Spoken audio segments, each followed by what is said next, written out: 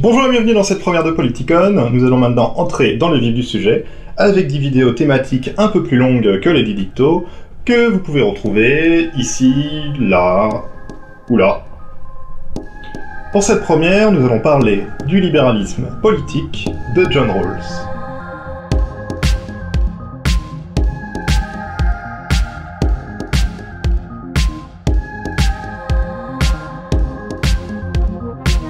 John Rawls était un philosophe américain né en 1921 et mort en 2002.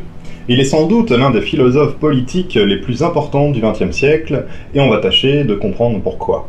C'est en 1971 que paraît son ouvrage majeur, Théorie de la justice. Ce livre fait à l'époque l'effet d'une bombe dans le monde universitaire américain, et fera l'objet d'intenses débats pendant de nombreuses années.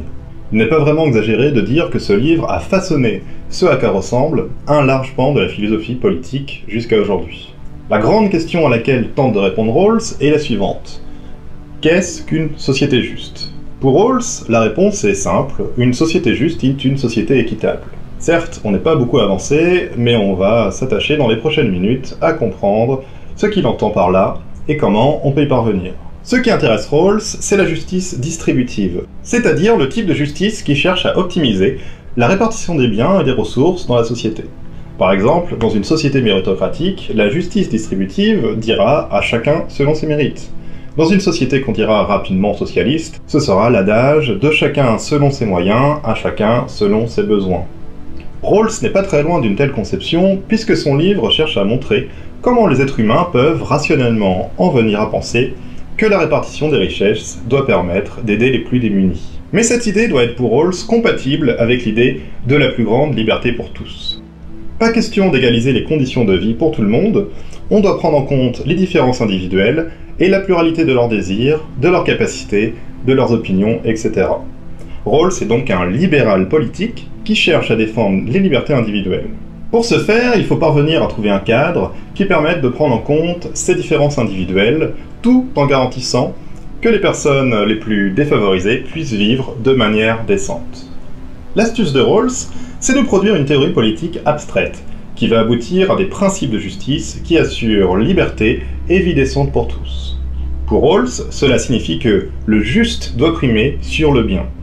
Le bien est défini par Rawls comme étant les conceptions de ce que doit être une vie bonne pour des personnes ou un groupe de personnes. Le juste est alors pensé comme ce qui permet de faire cohabiter ces différentes conceptions du bien. C'est pourquoi le juste doit reposer sur une procédure abstraite. En gros, si la procédure est juste, alors ce qui en résultera sera juste lui aussi. Ce sont ce que Rawls appelle les structures de base de la société qu'il va falloir rendre justes. Les structures de base de la société, ce sont les institutions politiques, sociales, économiques qui, écrit Rawls, répartissent les droits et les devoirs fondamentaux et déterminent la répartition des avantages tirés de la coopération sociale. Comment Rawls va donc-il s'y prendre pour parvenir à rendre justes ces structures de base? Son tour de force va être de reprendre à son compte la théorie du contrat social, selon laquelle la société est le produit d'un pacte, d'un accord passé entre les individus qui la composent. Des philosophes du XVIIe et XVIIIe siècle, tels que Thomas Hobbes, John Locke ou Jean-Jacques Rousseau, ont été de grands théoriciens du contrat social. Rawls va donc s'inspirer de l'idée d'une discussion entre des individus qui produirait des règles de justice permettant d'obtenir au final une société véritablement juste, véritablement équitable. C'est bien beau, mais comment faire pour que des personnes qui possèdent des conceptions différentes de ce qu'est une vie bonne puissent s'entendre et s'accorder sur des principes de justice qui garantissent une vie décente à ceux qui seront les plus défavorisés dans la société à venir? Revenons à l'idée du contrat. Avant de conclure ce contrat qui va sceller les principes qui vont réguler la société, les individus sont placés dans ce que Rawls appelle la position originelle. On est au moment de la discussion dans laquelle tout le monde réfléchit aux principes les plus justes possibles, étant donné la rareté des ressources disponibles. Dans cette position originelle, tous les individus sont rationnellement égaux. Ce n'est qu'après leur passage dans la société qu'ils vont tous trouver une certaine place plus ou moins avantageuse. Les principes de justice qui vont être trouvés sont les principes mêmes, écrit Rawls, que des personnes libres et rationnelles, désireux de satisfaire leur propre intérêt et placées dans une position initiale d'égalité, accepteraient et qui, selon elles, définiraient les termes fondamentaux de leur association. Si tout le monde a le même intérêt, personne ne va vouloir être placé dans une situation désavantageuse. Il va donc falloir faire en sorte que la situation la plus désavantageuse possible soit, étant donné la rareté des ressources, la moins pire possible. Cela ne résout pas le problème. Tout le monde voudra être dans la position la plus avantageuse qui soit. Rawls imagine alors l'idée du voile d'ignorance. C'est son coup de génie philosophique. Le voile d'ignorance, c'est l'idée que les individus qui discutent dans la position originelle ne connaissent rien de la vie qu'ils vont avoir à vivre une fois la société établie. Ils ne sauront pas s'ils seront riches, pauvres, jeunes ou âgés. Ils ne connaîtront pas leurs capacités physiques ou mentales, s'ils auront un handicap, s'ils auront des talents particuliers. Ils ne savent même pas ce qu'ils aimeront ou non, et quelle sera leur conception de la vie bonne, s'ils seront de droite ou de gauche, etc. À partir de là, les personnes doivent trouver des principes de justice qui concilient la plus grande liberté pour tous et la plus grande égalité possible, au cas où elles seraient les moins bien loties dans la société. Le plus rationnel, selon Rawls, c'est alors de maximiser les gains minimums, de maximiser la plus petite possession possible de ce que Rawls appelle les biens premiers, qui comprennent, pour le dire très vite, les talents naturels, mais aussi la position sociale et économique. Pour Rawls, à la fin de la discussion, les individus rationnels auront alors choisi deux principes de justice fondamentaux qui ordonneront la société juste. Le premier principe est un principe d'égale liberté. Chaque personne doit avoir un droit égal au système total le plus étendu de liberté de base, égal pour tous, qui soit compatible avec le même système pour les autres. Ce principe est le premier qui doit être respecté car il conditionne la justice en général. Enfin, le second principe en combine en réalité deux, le principe de différence et le principe d'égalité des chances. Les inégalités sociales et économiques doivent être organisées de façon à ce que, à la fois, a. On puisse raisonnablement s'attendre à ce qu'il soit à l'avantage de chacun, et b. Qu'elles soient attachées à des positions et à des fonctions ouvertes à tous.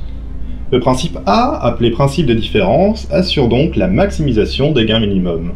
La société rawlsienne sera donc juste si les inégalités sociales et économiques profitent toujours aux plus démunis. En d'autres termes, la richesse de certains doit profiter aux plus pauvres. Dans le même temps, le principe d'égalité des chances doit permettre à ces derniers d'accéder à des places plus avantageuses. Voilà ce à quoi ressemble, pour Rawls, une société juste, une société fondée sur l'équité. Voilà tiré à gros traits ce dont parle Théorie de la justice. Comme je le disais, ce livre a suscité un nombre impressionnant de débats. Il y aura un avant et un après Théorie de la justice dans la philosophie politique contemporaine. Mais je propose qu'on fasse une petite pause pour décanter tout ça. I need a theory of justice, something ambitious for everyone's sake, a genuine intellectual earthquake. I'll think of a theory of justice, a blueprint for each liberal democracy that balances freedom with equality. I'll write a theory of justice, a work that no rational man could refute, to render the rest of philosophy moot.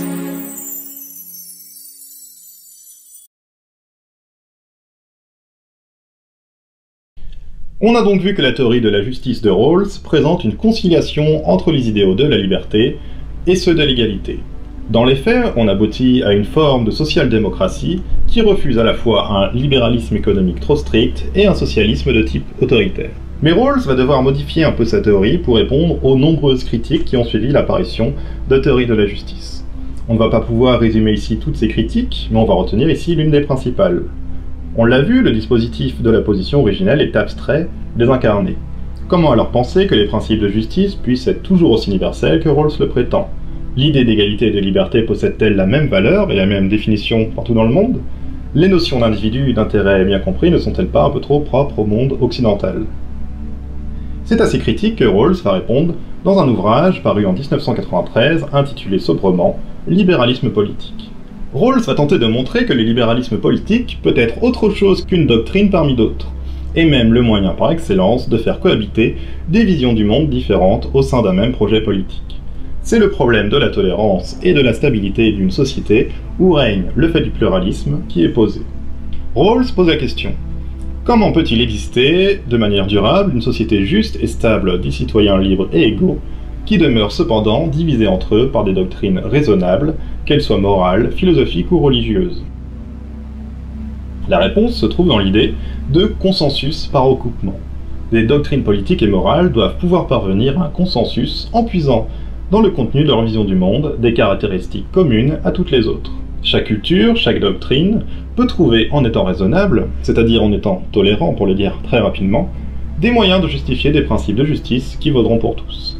Chaque doctrine doit faire la preuve d'une culture publique politique par et dans laquelle on discute pour s'accorder sur la justice de la société. Si une doctrine accepte le consensus par recoupement dans le cadre d'un régime constitutionnel démocratique, c'est parce qu'il ne peut y avoir aucun autre moyen aussi optimal, écrit Rawls, pour garantir équitablement la liberté de ses adhérents, en même temps que les libertés égales des autres citoyens libres et égaux. Rawls, par exemple, imagine la manière dont les religieux peuvent accepter et défendre finalement cette position. Ils peuvent admettre que ce sont les limites que Dieu a imposées à leur liberté. Le fait est que, selon Rawls, chaque doctrine, religieuse ou non, peut imaginer des raisons différentes, en accord avec sa pensée, de s'attacher au principe de tolérance et de liberté de conscience dans le cadre d'un consensus par recoupement. Avec tous ces éléments, on a donc une idée assez générale de ce que peut représenter le libéralisme politique de Rawls. N'hésitez pas à commenter cette vidéo si vous avez des questions ou que vous souhaitez apporter des précisions. Et enfin, n'hésitez pas à vous abonner et à partager cette vidéo sur les réseaux sociaux pour soutenir la chaîne.